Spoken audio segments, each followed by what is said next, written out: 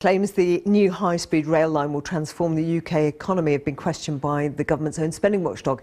Is government policy to build high-speed 2 over the next 20 years with 225-mile-an-hour trains connecting London and Birmingham?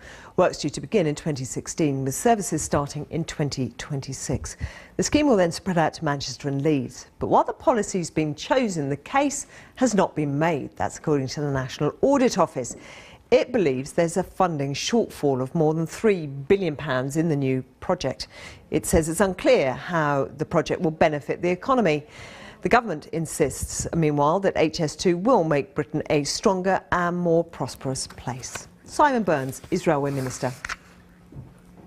They are reaching conclusions in May 2013 based on a business case from December 2011, 18 months ago, and since then considerable things have moved forward and advanced with the project, like for example the announcement by the Secretary of State for Transport for the preferred route for the second phase of the project. That hasn't been taken into account.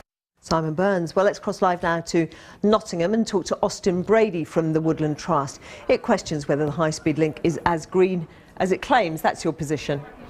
Well, yes. I mean, in order for green transport to be credible, we really must avoid a situation where it's destroying or damaging lots of ancient woodlands. I mean, ancient woods are irreplaceable. They're amongst our most valuable habitats. And of course, at the Woodland Trust, we're passionate about protecting ancient woods and native trees. And so is that something that the government is taking on board? Well, they're not really taking it on board as far as we know, because only this morning at about 10:30, has the first detailed environmental statement been issued about the whole of this stretch of the high-speed route. We know 21 ancient woodlands are potentially affected, but until we've really seen the detail and the government have come clean on what they're going to do as a consequence of that impact, we really can't say one way or the other. Do you think that the government is proving open to arguments and concerns? I mean, the other big aspect of the story this morning is, of course, the National Audit Office questions raised, and the government's been batting them back, saying the National Audit Office is using outdated information. Well, in the NAO's report today, they're very clear that in terms of environmental impact, the government don't have very much time to deal with all of the issues and concerns that are going to come to light only today. In order for the bill to stay on track and meet its timetable, we really need to be reassured that the right environmental safeguards are going to be put in place. Now, we know that there are 14 minor amendments to the route being announced today.